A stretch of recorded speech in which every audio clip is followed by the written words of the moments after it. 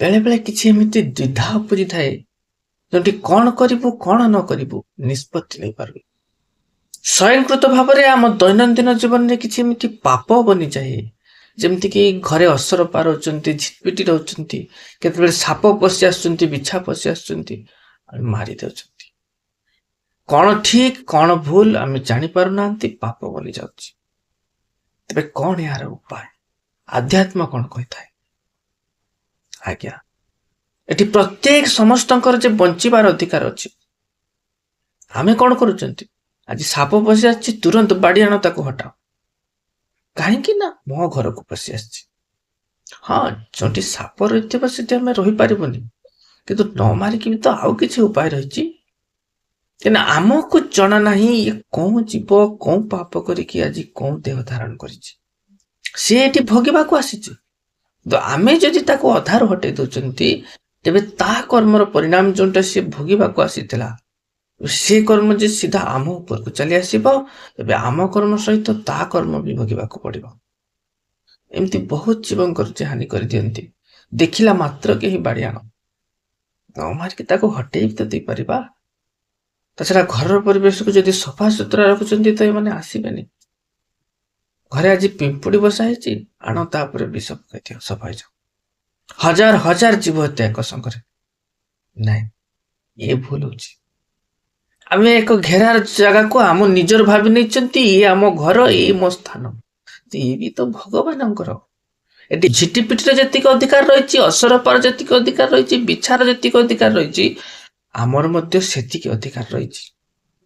ଭୂମି ହଉଛି ଭଗବାନଙ୍କର, ଆମେ ହଉଛୁ ତାଙ୍କର ଅଂଶ। ହଁ, କିଛି ବିରୋଧୀ ଭାବ ରହିଛି, ଯେମିତିକି ସାପ ବିଛା ରହୁଥିବା ସ୍ଥାନରେ ଆମେ ରହିପାରିବା, ନ ମାରିକି ତାକୁ ବାହାର କରିଦେବା ଉଚିତ। କିଛି ଏମିତି କରିବା ଦରକାର, ତାକୁ ବି କଷ୍ଟ ହବନି, ଆମର ବି ଅନିଷ୍ଟ ହବ। ଘରେ ପୋଛା ଲଗାଉଛନ୍ତି, ସେପଟେ ପିମ୍ପୁଡି ଧାଡି ଲଗେଇଛନ୍ତି। ପ୍ରଥମେ ସେ ପିମ୍ପୁଡି ମାନଙ୍କୁ ଧୀରେ ଧୀରେ ଝାଡୁ ଲଗେଇଦବା, ପୁଣି ଘର ପୋଛିବା। ଆମର ଉଦ୍ଦେଶ୍ୟ ରହିବା ଦରକାର ଯେ କାହାକୁ ନ ମାରିବା। ସେ ଅଜାଣତରେ ହେଇଗଲା ଅଲଗା କଥା। ଜାଣି ଶୁଣିକି ଯଦି କାହାର କଷ୍ଟର କାରଣ ହଉଛନ୍ତି, ତେବେ ଅବଶ୍ୟ ଭୋଗିବାକୁ ପଡିବ। ଏଠି ସମସ୍ତଙ୍କର ସମାନ ଭାଗ ରହିଛି। ଯେତିକି ଗୋଟେ ହାତୀର ଅଧିକାର ରହିଛି, ସେତିକି ପିମ୍ପୁଡିର ବି ଅଧିକାର ରହିଛି। ଯେତିକି ମଣିଷଙ୍କର ଅଧିକାର ରହିଛି, ସେତିକି ଝିଟିପିଟିର ମଧ୍ୟ ଅଧିକାର ରହିଛି। କାହିଁକିନା ସିଏ ଶକ୍ତି ଯେ ସମସ୍ତଙ୍କ ଠାରେ ବିରାଜିତ। ଏମିତି କୌଣସି ବି ସ୍ଥାନ ନାହିଁ ଯୋଉଠି ଈଶ୍ୱରଙ୍କର ସତ୍ତା ନଥିବ। ଅଜାଣତରେ ଥିବା ପାପକୁ ସିଏ କ୍ଷମା କରିଦେବେ ସତ, କିନ୍ତୁ ଜାଣିକି କଲେ ନୁହଁ। ଆମ ଘରେ ଗୋଟେ ବିଛା ଅଛନ୍ତି, ଆଜକୁ 10-12 ବର୍ଷ ହେଲା ରହି ଆସୁଛି। ଏଡିକି ବଡ ହେଲାନି, କାହାକୁ ମାରିବାକୁ ଦିଏ ନା। ଦିନ ରାତିରେ କଣ ହେଇଛି ଜାଣିଛନ୍ତି? ଭୋର 3ଟା ବେଳେ ମୋର ଉଠିଛି। ସ୍ତ୍ରୀ ପ୍ରଥମେ ଆଗରେ ଯାଉଛି, ମୁଁ ତା ପଛରେ ଟର୍ଚଟା ଧରି ଯାଉଥାଏ। ସିଏ ଯୋଉ ପଟେ ଦେଇ ଯାଇଛି, ଠିକ ତା ଏତିକି ଛାଡିକି ସାପଟେ ଶୁଛି। ଘର ପଲସ୍ତରା ହେଇନଥାଏ, ସାପଟିର ଅଧେ ରହିଛି ବାହାରକୁ, ଆଉ ଅଧେ କାନ୍ଥ ଭିତରେ। ଟର୍ଚ୍ଚ ତେବେ ଦେଖେ, ତା ଲେଞ୍ଜରଟିକୁ ଧରିଛି ସେଇ ବିଛା। ସ୍ତ୍ରୀକୁ ଡାକି ଦେଖିଲି, ଦେଖ, ଆଉ ସେ ବିଛାଟି ନଥିଲେ ହୁଏତ ସାପ ଉପରେ ପାଦ ପଡିଥାନ୍ତା। ଥରେ ବିଚାର କରନ୍ତୁ। ସମସ୍ତେ କିଛି ନା କିଛି ଉପକାରରେ ଲାଗନ୍ତି। କେବେ ଝିଟପିଟିକୁ ଦେଖିଛନ୍ତି? ସେ ଠିକ ସେଇ ଜାଗାରେ ଥାଏ ଯୋଉଠି ଆଲୁଅ ଜଳୁଥିବ, ଆଉ ଆଲୁଅ ପାଖକୁ ଆସୁନି ଛୋଟ ଛୋଟ ପୋକ, ମଶା। ଆପଣ ଲକ୍ଷ୍ୟ କରିବେ ସେ ସେଇମାନଙ୍କୁ ଧରି ଖାଉଥିବ। ଈଶ୍ୱରଙ୍କର ପ୍ରତ୍ୟେକଟି ସୃଷ୍ଟିର କିଛି ନା କିଛି କାର୍ଯ୍ୟ ରହିଛି, କିଛି ନା କିଛି ବ୍ୟବସ୍ଥା ରହିଛି।